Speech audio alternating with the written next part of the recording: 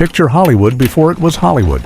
Dusty streets, small theaters scattered across open land, and a collection of dreamers who somehow believed they could build something that would outlast them. This wasn't the place of red carpets and million-dollar premieres you imagine today. It was a small, unassuming town that would accidentally become the birthplace of modern cinema. What started as a quiet agricultural community became the center of a global entertainment revolution. And the story of how that happened is stranger and more human than most of the films it would eventually produce. But every story has a beginning, and Hollywood's origin is far more humble than you might expect.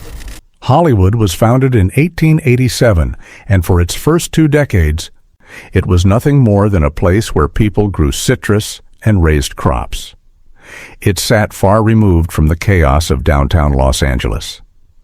But by the early 1900s, filmmakers from the East Coast started arriving. They were looking for consistent sunlight, diverse landscapes, and crucially, distance from Thomas Edison's motion picture patents company, which controlled much of the filmmaking technology and aggressively pursued anyone who tried to work outside their system. The first film studio in Hollywood, Nestor Studios, opened in 1911 in a former roadhouse on Sunset Boulevard. From that modest beginning, everything changed. These early films were silent, which meant actors had to communicate entirely through facial expressions, body language, and exaggerated gestures that could read across a dark theater. It created a unique kind of performance that belonged to cinema alone. Edison's inventions, particularly the kinetoscope, had made motion pictures possible in the first place.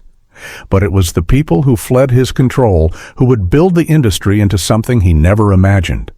And what they built became something far bigger than any of them could have predicted. By the 1920s and 1930s, Hollywood had become a full-fledged machine. It was dominated by major studios like Paramount, Universal, MGM, and Warner Bros., each operating like self-contained kingdoms with their own stars, directors, writers, and technical crews, all locked into long-term contracts. This was the studio system, where creative control rested almost entirely with the moguls who ran these companies. Actors were essentially employees who could be loaned out, typecast, or discarded depending on box office returns. Out of this system came some of the first true movie stars. You had Charlie Chaplin, whose Little Tramp character became recognizable around the world.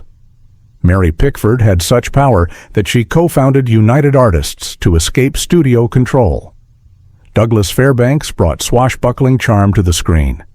And then there was Rudolph Valentino, whose death in 1926 caused mass hysteria and proved just how deeply audiences had started to invest in these figures.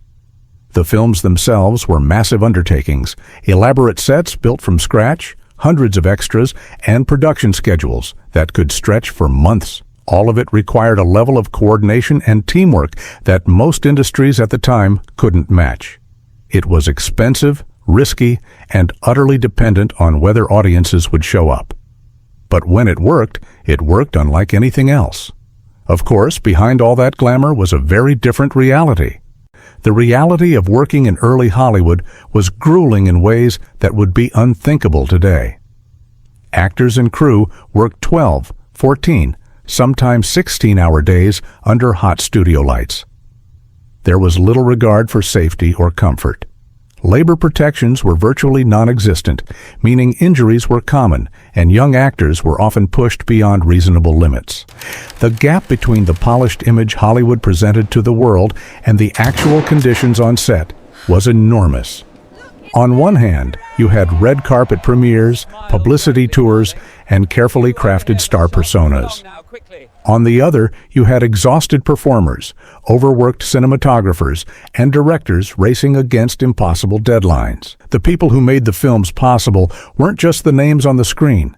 They were the cinematographers experimenting with new lighting techniques, the set designers building entire worlds from wood and paint, the costume designers stitching together looks that would define eras. It was collaborative in a way that required everyone to believe in something larger than themselves, even when the conditions made it hard to see why they should. But Hollywood's influence extended far beyond the studio gates. Hollywood films didn't just entertain people, they shaped how Americans understood themselves and how the rest of the world understood America. The images, stories, and values that came out of these films influenced fashion trends, social norms, political attitudes, and even the way people spoke and carried themselves.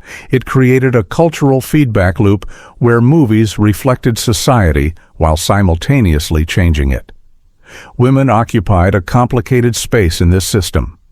Actresses like Jean Harlow helped establish the blonde bombshell archetype that would persist for decades, but the roles available to women were often limited to love interests, mothers, or cautionary tales. This reflected the broader patriarchal structure of the industry itself. Behind the camera, a few women like Dorothy Arzner managed to break through as directors.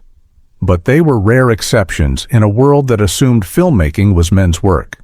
The power that Hollywood wielded over public imagination was immense, and the people running the studios understood this, using it to promote certain values while carefully avoiding others that might upset censors or alienate audiences. Then, in 1927, everything Hollywood had built was suddenly threatened by a single technological shift.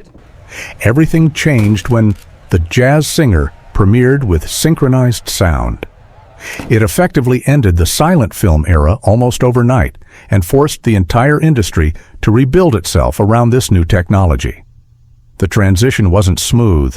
Many actors who had thrived in silent films found that their voices didn't match their screen personas. Thick accents, high pitches, or speech patterns suddenly made them unmarketable. Clara Bow, the it girl who had been one of the biggest stars of the silent era, struggled with her Brooklyn accent and the anxiety of performing with sound. Eventually, her career faded as the industry moved on.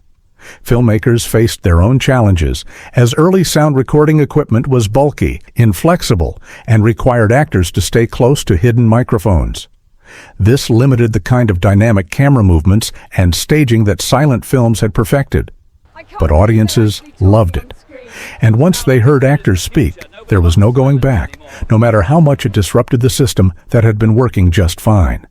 But while technology was reshaping Hollywood, the real power remained in the hands of a select few. The men who controlled Hollywood weren't artists or visionaries in the romantic sense. They were businessmen. Many of them were Jewish immigrants from Eastern Europe who had started in vaudeville, Nickelodeons, or the garment industry before finding their way into film distribution and eventually production. Louis B. Mayer at MGM, the Warner Brothers at Warner Brothers, Adolph Zukor at Paramount. These were the moguls who built empires by understanding what audiences wanted and figuring out how to deliver it consistently, year after year. Under the studio system they created, actors had virtually no autonomy. They were locked into contracts that dictated where they worked, what roles they played, even who they could date or marry, all in service of maintaining the carefully constructed images that sold tickets. This system made the studios incredibly powerful and incredibly profitable, but it also created resentment and eventually led to its own collapse as actors, directors, and writers began pushing back against a structure that treated them as interchangeable parts rather than creative collaborators. And with great power came scandals that threatened to bring the whole system crashing down. For all its carefully manufactured glamour, early Hollywood was also a place of spectacular scandals that the studios worked desperately to cover up or spin. The most infamous was probably the Fatty Arbuckle case in 1921, where the beloved comedian was accused of causing the death of actress Virginia Rappe at a party. It led to a series of trials that destroyed his career, even though he was eventually acquitted. Scandals like this terrified the studios because they threatened the wholesome image they were trying to project. These controversies led directly to increased pressure for censorship, culminating in the Hays Code, which was established in the early 1930s. It set strict guidelines about what could and couldn't be shown on screen. No profanity, no nudity, no sympathetic portrayals of crime. Married couples had to sleep in separate beds, and on and on.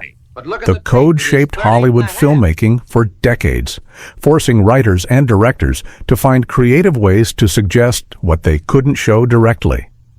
While it was often frustrating and creatively limiting, it also led to some remarkably clever storytelling as filmmakers learned to work around the restrictions. But even as Hollywood adapted to censorship and scandal, larger forces were already beginning to reshape the industry once again. The Great Depression hit Hollywood along with everyone else, though the movies themselves often served as affordable escapism for people desperate to forget their troubles for a few hours. But the real changes came after World War II, when the studio system began to crumble under antitrust lawsuits that forced studios to divest their theater chains. New competition from television emerged, and a generation of actors and directors wanted more creative freedom than the old contracts allowed.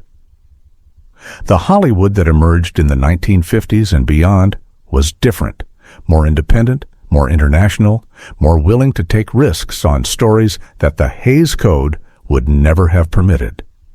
But it was built entirely on the foundation that those early dreamers in dusty Hollywood had created.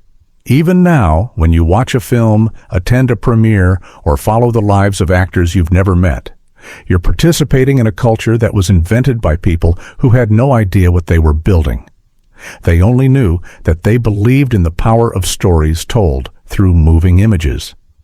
That belief turned out to be enough. If you enjoyed this look at where it all began, make sure to like, comment, and subscribe for more explorations of cinema history and the stories behind the stories you watch.